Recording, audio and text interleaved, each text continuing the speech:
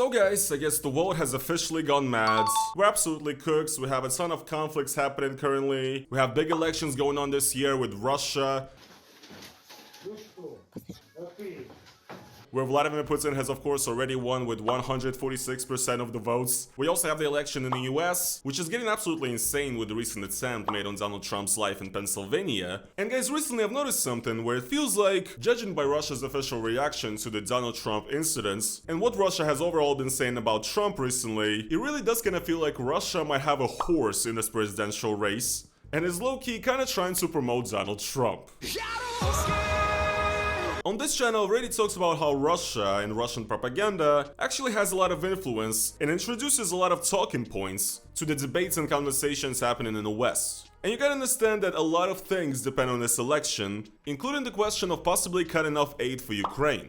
America is currently helping out Ukraine's war effort a lot, so obviously, Russia is very interested in who gets to be the American president. So at this point, we must be already expecting that Russian propaganda is going to do its best to try to convince people to pick Trump.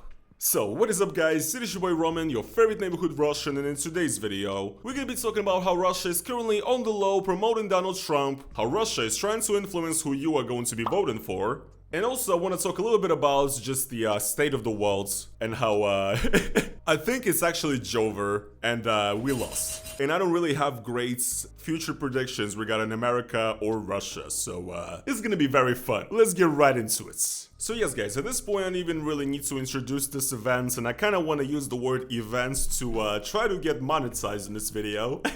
And I'm not even here in particular to discuss Donald Trump or to even crap on him a bunch, because I don't really care.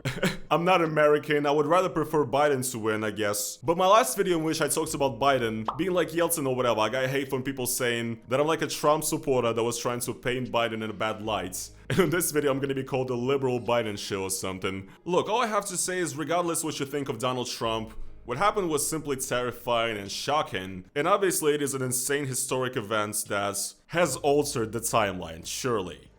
I don't even know why I'm speaking like this, but it has. And of course it's the biggest topic right now, and everybody is currently trying to use it for their agenda. When it just happened and the perpetrator was not identified, everybody was coming up with the shooter's identity, saying, oh, he's white, he's trans, he's straight, he's a leftist, he's a Republican, etc. Everybody essentially just using this to crap on their political enemies. It's just a cesspool. The entire discussion around this event on Twitter or whatever is just insane. And a few people on the right actually blamed what happened on Joe Biden and the Biden administration, essentially saying that they've created a political rhetoric that has led to this event and the attempt being made on Donald Trump's life. And guess what? Russia has officially essentially supported this point of view. And to show it to you guys, here I am on the website of Ground News on an article about Trump allies blaming rally shooting on Biden rhetoric, which also includes the Kremlin, interestingly. Now you guys know that I love using Ground News, but if you're not familiar with what it is, Ground News is an app and a website that aggregates articles from all around the world in one place, providing context to every story so you can easily identify bias, factuality, and ownership of the media that you read, and also compare headlines. And you can try Ground News yourself by going over to ground.news/NFKRZ through the QR code on the screen or the link in the description. So here I am on an article. I see that there's a total of 77 news sources, and I can actually go down and individually check out every single article and read it. A lot of articles mention Republicans blaming Democrats, fewer mention Russia. I think European media, like here Finland, is more likely to mention Russia, because they don't care about the Dems. But essentially the whole point here is that, once again, Republicans are currently blaming Joe Biden and Democrats for what happens, because they were criticizing Trump, I guess. And Russia essentially thinks the same. Vladimir Putin's personal secretary Dmitry Peskov has said this, and I quote, "We do not believe that the attempt to eliminate and assassinate Trump was organized by the current authorities." Ooh, thank God, Jesus. At least they're not making that claim, because Russia is making a lot of claims. They've claimed that when Navalny dies, they right away blamed the West for it. They blame Ukraine for all sorts of things. So at least here they're not continuing the tradition. But the atmosphere around candidate Trump provokes what America is confronting today. After numerous attempts to remove candidate Trump from the political arena using first legal tools, the courts, prosecutors, attempts to political discredit and compromise the candidates, it was obvious to all outside observers that his life was in danger. I mean, I just really find it ironic, right? In Russia, clearly, guys, obviously, and I'm not doing a whataboutism right now, I understand, America is not a perfect system, however, Russia is just much worse. And way less democratic, okay? Surely when we look at, once again, at people like Alexei Navalny or Boris Nemtsov, for example, right? Surely when we look at people like them, we can see that definitely Russia, unlike the US, does not intimidate and, you know, try to first legally and then illegally remove political rivals from the political arena. No, that's never happens, ever. The Speaker of the Russian Parliament, Vyacheslav Volodin, has said that with this years-long policy, the United States has let itself reach literally the brink of civil war. And Maria Zakharova, the Russian Foreign Ministry spokesperson, said, the attempt on Trump's life was all about the American democracy, which the liberals brought to the verge of suicide. And the dissolution of the United States does not look like such an impossible prophecy any longer, which, once again, I think these people are forgetting that a year ago we literally had a mutiny. A civil war literally almost started a year ago in Russia. And yes, I know there was January 6th, which was not great, but the Prigozhin-Wagner mutiny was just far more insane. You're talking about instability and like a country on the brink of a civil war when, like, once again, you're not much better yourself. In fact, you're way worse, in my opinion. Once again, America is not in a great state, but Russia's just way worse. So it's kind of a pot calling the kettle black. We even have a saying in Russian. Не ищи соринки в чужом глазу, не замечая в своем бревна. You know what I'm saying? Bars! So yes, I think it's quite cool to be able to see news from all of the world in one place like this. And also a feature that I love about ground news is the blind spot, which actually features articles that are underreported by either the left or the right. This here, for example, is another case of Russia kind of glazing Trump a little bit. Kremlin says that Trump presidency yielded nothing good for Russia, but at least there was dialogue. So here we see the short summary. Kremlin spokesman Peskov mentioned that no good for Russia was achieved under Trump's presidency, but there was dialogue between Moscow and Washington, unlike what is happening right now. And this topic was mostly reported on by right-wing media. So this is essentially a blind spot for the left, because obviously, once again, Trump fans love to say that if Trump was president, there would be no war between Russia and Ukraine, completely ignoring the fact that there's been a conflict in the Donbass since 2014, but whatever. But this is kind of promoting the idea that Trump is the agreeable guy that's gonna be able to talk to Putin and end the war and all this suffering in the world, and everybody's gonna be fucking jolly and everybody's gonna be friends. Which is ridiculous, right? Here's an example of a blind spot for the right. US journalist Masha Gessen is convicted in absentia in Russia for criticizing military. So, this is a story about a Russian-American journalist being convicted of discrediting the Russian military, classic. And this is a blind spot for the right, like pretty much no right-wing media reported on this. Because Russia is the bastion of freedom and free speech for a lot of right-wingers, you know. But yes, very fascinating stuff. And both of these are stories that you would probably miss if you would stay in the right-wing or left-wing media bubble. And ground news is a great way to keep your own biases in check, to get out your own bubble, to get a wider perspective, and also to always know where your news are coming from, which is super important today. So, if you guys would also like to improve your news reading experience, then go over to the link down in the description to ground.news/NFKRZ, subscribe through my link and get 40% off of unlimited access with the Vantage Plan subscription, which is exactly what I use to navigate the media world like a boss. Huge thanks to Ground News for sponsoring this video, and let's get back into it.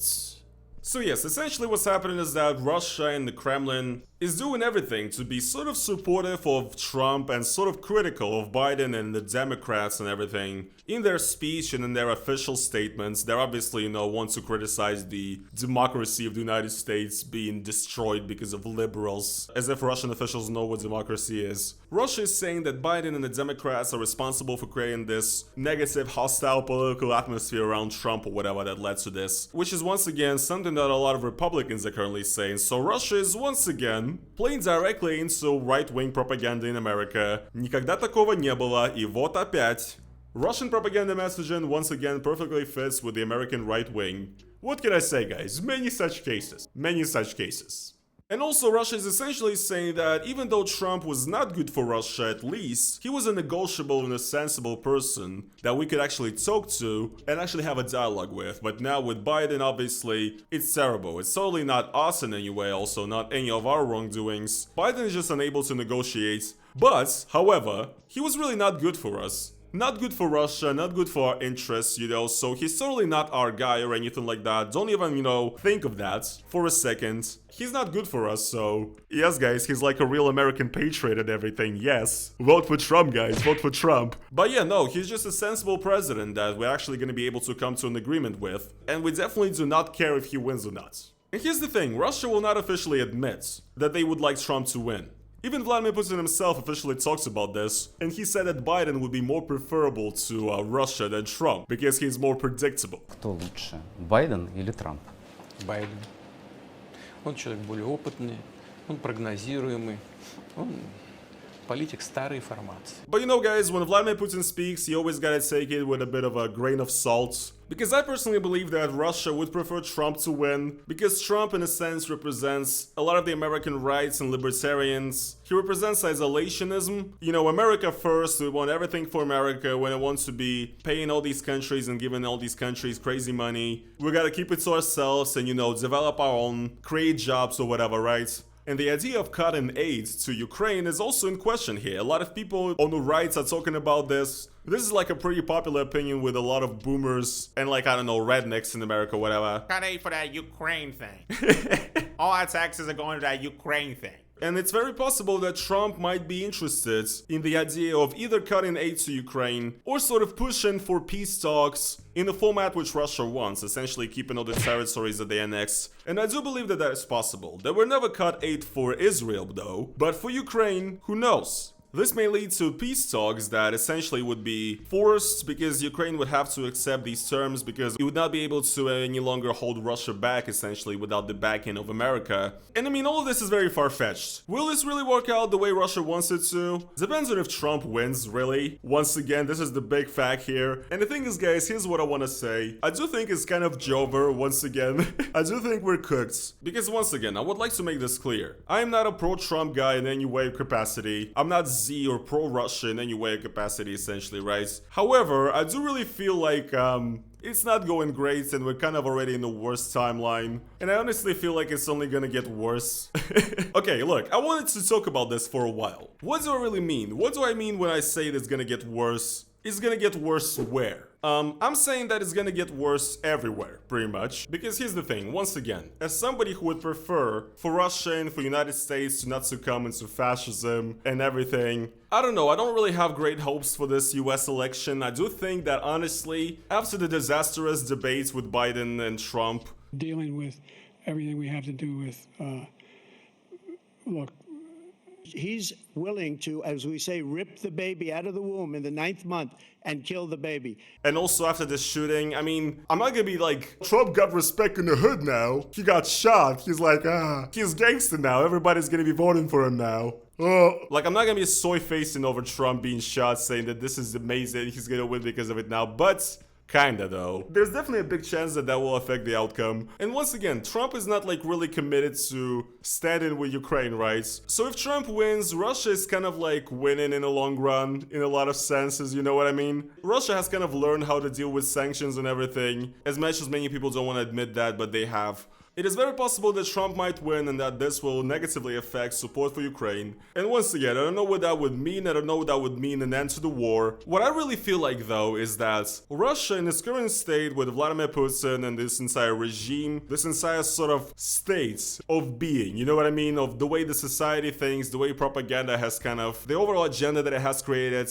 Honestly, I feel like Russia is going to continue doing the exact same thing that they're doing. There's not gonna be like a moment where Russia's like defeated or suddenly there's like a revolution or something. I don't know, it's just hard for me to imagine any regime change. So this regime right now, even though, yes, it's going crazy, there's like mutinies happening and everything, basically what they're gonna do is that they're gonna lock everything even more strongly, they're gonna make the laws even more strict, they're gonna come down even harder on free speech and everything. Russia will isolate even more and more, and essentially Russia will become kind of a mini China. in a sense. You know what I'm saying? And I really do not have hope for Russia's like democratization or, you know, normalization in the upcoming fucking, I don't know, 50 years probably at this point.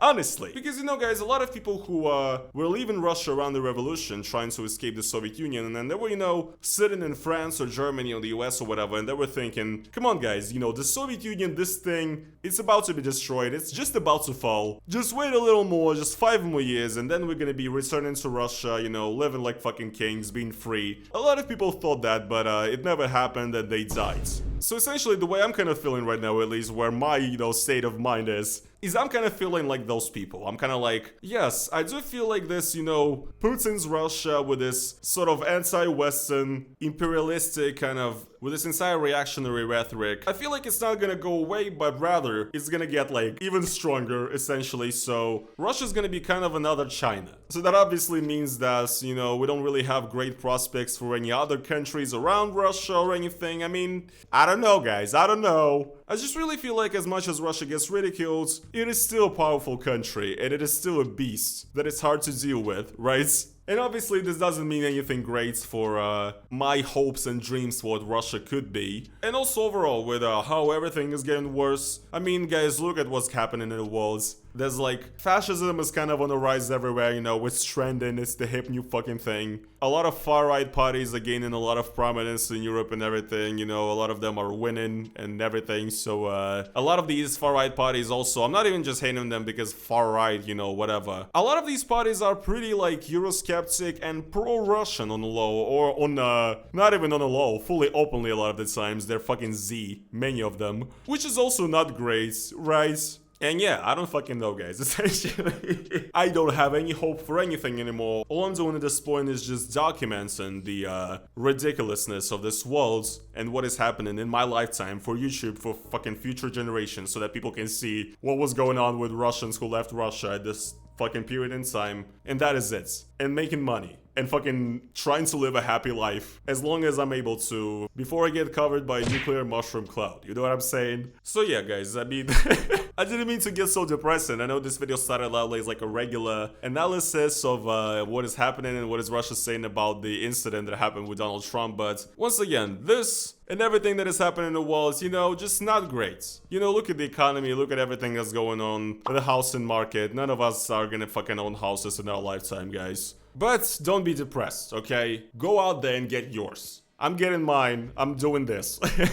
Go out there and get yours, and we still have to fucking try because we have to make ourselves happy. And hopefully, let's just hope that things go right. But definitely, they are going right because Russia is supporting Trump and he's probably gonna win. I mean, I don't fucking know. I don't know at this point. All I'm saying is, guys, watch out for the news that you consume, watch out for the media, watch out for the narratives that are trying to get you to do things. And be wary that Russia, even though they're far removed from it, right, but still, they also do have an interest in who you vote for and what your political views are. So fight the good fight, and I will see you guys in the next video. If you guys did enjoy this video, then please make sure to slap the like on it. And I guess that's gonna be pretty much it. Thank you so much for watching once again, and peace. Peace. I just destroyed my entire setup.